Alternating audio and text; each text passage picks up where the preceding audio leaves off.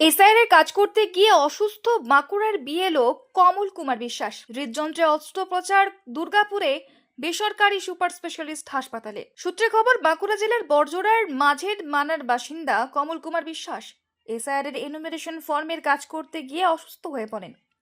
এরপর তাকে সোমবার দুর্গাপুরের একটি বেসরকারি সুপার স্পেশালিটি হাসপাতালে ভর্তি করা হলে চিকিৎসকরা বুধবার তার হৃৎপিণ্ডে অস্ত্রোপচার করেন। ঘটনায় অসুস্থ বিএলওর স্ত্রী দীপালি বিশ্বাস দাবি করেন, মাস্টারমশাই বিএলওর চাপটা খুব বেশি পরিমাণে ছিল।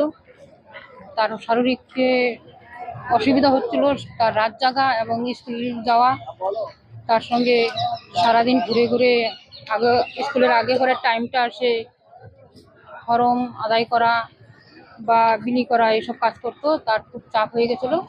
হঠাৎ একদিন তার স্ট্রোক হয়ে যায়, দিয়ে মিশন হসপিটালে ভর্তি হয়। কবে নিয়ে আসেন? সোমবারে নিয়ে আসে, সোমবারে ভর্তি হয়ে যান রাত্রে। তারপরে তাকে অপারেশন করা হয়। এখন কালকের থেকে অপারেশন যখন করেছিল তার থেকে আরেকটু সুস্থ বেশি।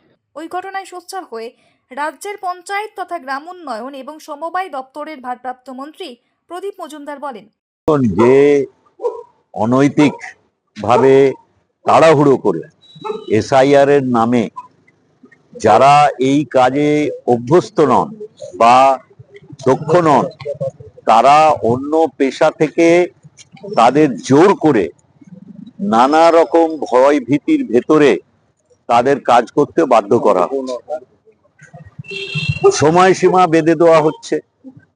একবার নির্বাচন কমিশন সব জায়গায় জানিয়ে দিল, আমরা সকলে জানলাম, এনুমারেশন ফর্ম বিলি হবে 4 নভেম্বর থেকে 4 ডিসেম্বরের ভেতরে তা ভর্তি করে ফেরত দেওয়া যাবে।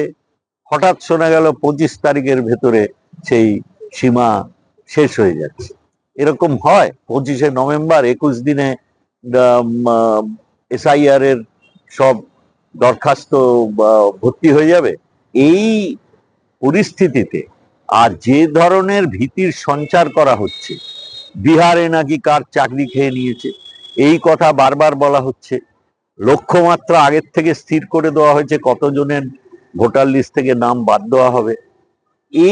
এই পরিবেশে যে কোনো সুস্থ মানুষ তো অসুস্থ হয়ে পড়বে। আমরা তো নির্বাচক মণ্ডলীরও অনেকের অসুস্থতার সম্বন্ধে যথেষ্ট দুশ্চিন্তায় আছি। কি পদ্ধতিতে হবে সেই নির্দেশ কি এসছে? কোনো প্রশিক্ষণ কি হয়েছে? বিভিন্ন স্তরের আধিকারিকরা তো যুক্ত থাকবেন, তাদের তো এটা পেশা নয়, তারা তো কাজ করেন না। তার জন্য যে প্রস্তুতি, সেই প্রস্তুতি কোথায়? যদি প্রস্তুতি নিয়ে নির্বাচন কমিশন নির্বাচনে মানে সুষ্ঠু করার জন্য এসআইআর করতো, আমরা এসআইআর এর বিরুদ্ধে নয়, কিন্তু এই তাড়াহুড়ো করে রোজ রোজ নির্দেশনামা পাল্টে স্বভাবতই প্রশ্ন উঠছে, কার অঙ্গুলির হেলনে এই ধরনের কর্মকাণ্ড হচ্ছে? তাহলে নিশ্চিত এই মনোনীত নির্বাচন কমিশনের যা কিছু অপদার্থতা ভেসে উঠছে, তার পেছনে আমরা দেখতে পাচ্ছি যারা মনোনীত করেছিলেন তাদের অঙ্গুলির হেলন। অপরদিকে এসআইআর এর কাজ করতে গিয়ে বিএলওর অসুস্থ হওয়ার ঘটনায় নিজের প্রতিক্রিয়া দিতে গিয়ে বিষ্ণুপুরের সাংসদ সৌমিত্র খা জানান, আমি একটা কথা বলি, আমরা রাজ্য সরকারের আন্ডারে 5 লক্ষ সরকারি কর্মচারী সার্ভিস করছে। কোনো ব্যক্তি যদি শরীর খারাপ হয় তাহলে তার চাকরিটা কি দোষী? আপনি বলুন তো, এসআইআরে যারা নির্বাচন কমিশনের আন্ডারে কাজ করছেন তাদের মধ্যে কেউ যদি অসুস্থ হয়, ঠান্ডাতে অসুস্থ হতে পারে, অতিরিক্ত গরমে অসুস্থ হতে পারে, মানসিকভাবে অসুস্থ হতে পারে, তার জন্য কি এসআইআর দোষী, না নির্বাচন কমিশনার দোষী, না দেশের প্রধানমন্ত্রী দোষী, না মুখ্যমন্ত্রী দোষী? শরীর খারাপ মানুষের হতেই পারে। হৃদরোগে আক্রান্ত হয়ে মিশন হাসপাতালে তৃণমূল বলছে যে মমতাদি বলেছেন যে বেনিফিট দেব, কেউ যদি মারা যায় তাদের বাড়ির লোকেরা যদি কেউ বলে যে এসআইআর এর জন্য মারা যায় তাহলে বেনিফিট দেওয়া হবে। মানে একটা সরকারি চাকরি তার বাড়ি থেকে যদি কাউকে দেওয়া যায়, তার জন্য এখন সবাই মিলে এখন বলছে যে মারা গেলেই মানে এসআইআর দোষী দাও, তাহলে একটা ঘরে বেনিফিট পাওয়া যাবে। দেখুন, মৃত্যু বা শরীর খারাপ এটা হতেই পারে। আমরা পলিটিক্যাল রাজনীতি করি, আমাদের শরীর খারাপ আছে, তো শরীর খারাপ হলে কি আমি বিজেপিকে দোষ দেবো বা বিজেপির জন্য আমি শরীর খারাপ হয়েছে? এটা কোনো কথা না।